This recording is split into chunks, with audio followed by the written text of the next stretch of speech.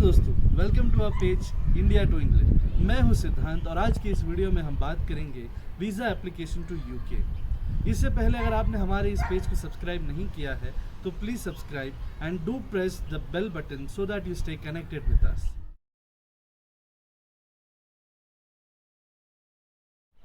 UK जाने के लिए बहुत तरीके के वीज़ा मिलते हैं। अगर आप स्टूडेंट हैं तो आप स्टूडेंट वीज़ा लीजिए। अगर आप एम्प्लॉयमेंट के थ्रू जाना चाहते हैं तो आपके लिए सबसे बेस्ट वीज़ा होगा स्किल्ड वर्कर वीज़ा, जिसे टियर 2 जनरल वीज़ा भी कहा जाता था।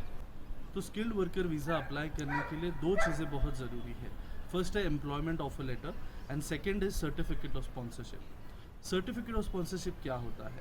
आप जिस एम्प्लॉयर के पास में आप जॉब कर रहे हैं वो रजिस्टर्ड होना चाहिए with UK home office as a sponsorer. तो जब वो आपको स्पॉन्सर करते हैं किसी जॉब के लिए तो they give you a certificate of sponsorship. Certificate of sponsorship में 5 बातें होती है जो बहुत ज़रूरी है। फर्स्ट इज़ उनका sponsor licence number. Second is आपको किस रोल के लिए, किस जॉब प्रोफाइल के लिए आपको ऑफ़र किया गया है। तो वहाँ पे 4 डिजिट का एक कोड होता है जो आप यूके गवर्नमेंट की वेबसाइट से वेरीफाई कर सकते हो कि आपको जो रोल असाइन किया गया है उसके लिए 4 डिजिट का कोड क्या है। लिंक हमने डिस्क्रिप्शन बॉक्स में दी है। इसके बाद तीसरी चीज़ है कि आपको सैलरी कितनी ऑफ़र की गई है। जो हर जॉब कोड है यूके गवर्नमेंट ने वो डिसाइड किया है कि इस रोल के लिए कितना मिनिमम सैलरी एम्प्लॉयर को देना है। तो आपको कितनी सैलरी ऑफ़र की गई है वो वहाँ पे थर्ड ऐसी इम्पॉर्टेंट चीज़ है। फोर्थ है कि आपको आपका स्टार्ट डेट और एंड डेट क्या है जॉब का, वो बहुत ही इम्पॉर्टेंट होता है क्योंकि उसके बेसिस पे आपको हेल्थ सरचार्ज का पेमेंट करना होता है, जिसके बारे में हम आगे जानेंगे। एंड 5वीं सबसे इम्पॉर्टेंट चीज़ ऐसी है कि आपके एम्प्लॉयर ने आपके सर्टिफिकेट ऑफ स्पॉन्सरशिप में वेदर येस मेंशन किया है या नो मेंशन किया है फॉर मेंटेनेंस ऑफ फंड्स। इसके बारे में भी मैं आपको डिटेल में आगे बताऊँ। तो वीज़ा एप्लीकेशन सबमिट करने के लिए आपको किस डॉक्यूमेंट की ज़रूरत पड़ेगी? फर्स्ट, आपको एक वैलिड पासपोर्ट चाहिए रहेगा जिसकी मिनिमम वैलिडिटी 6 मंथ्स हो।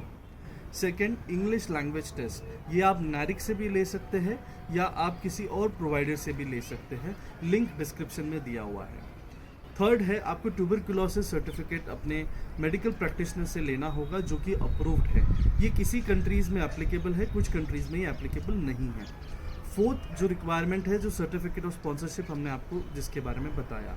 एंड फिफ्थ, जैसे मैं एज अ मैरिड जा रहा हूँ, मैं मेरी स्पाउस के साथ जा रहा हूँ, रक्षा के साथ, तो मुझे मैरिज सर्टिफिकेट भी अपलोड करना पड़ा for my skilled worker visa application. एक और एडिशनल डॉक्यूमेंट की रिक्वायरमेंट हो सकती है अगर आपके एम्प्लॉयर ने आपके कोर्स में सर्टिफिकेट ऑफ स्पॉन्सरशिप में मेंटेनेंस ऑफ फंड को येस नहीं मेंशन किया है, यानी कि नो मेंशन किया है, तो आपको अपने बैंक अकाउंट स्टेटमेंट्स भी आपके वीज़ा एप्लीकेशन के साथ अटैच करने पड़ेंगे।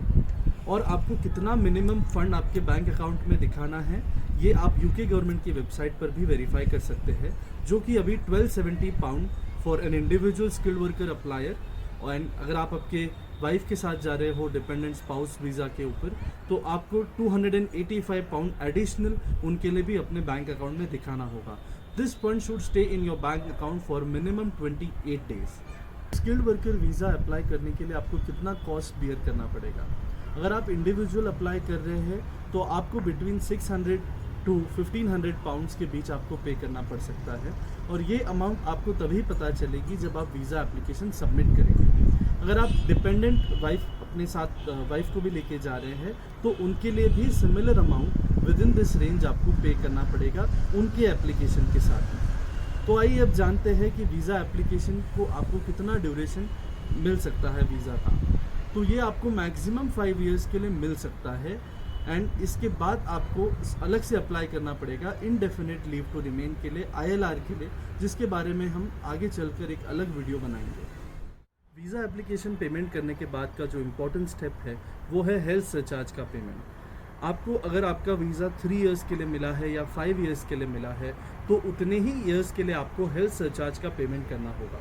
हेल्थ सरचार्ज का जो अमाउंट अभी एट द प्रेजेंट चल रहा है दैट इज़ 624 पाउंड पर पर्सन। ये डिफ़र करता है जब आप किसी चाइल्ड के लिए भी अप्लाई करते हैं तो उसके लिए रेट डिफ़र करता है, जो आप यूके गवर्नमेंट की वेबसाइट पर चेक कर सकते हैं। ये था स्किल्ड वर्कर वीज़ा के बारे में। इसके आगे का जो प्रोसेस है कि आपको वीज़ा एप्लीकेशन के बाद में क्या पेमेंट्स करना होता है, कैसे आपको आपकी अपॉइंटमेंट फ़िक्स करनी है, बायोमेट्रिक्स करना है, इसके बारे में हम एक अलग से वीडियो बनाएंगे, इसलिए हमारे साथ बने रहिए। आप हमें फॉलो कर सकते हैं हमारे इंस्टाग्राम पेज पर @India to England पर भी for more updates. Thank you so much.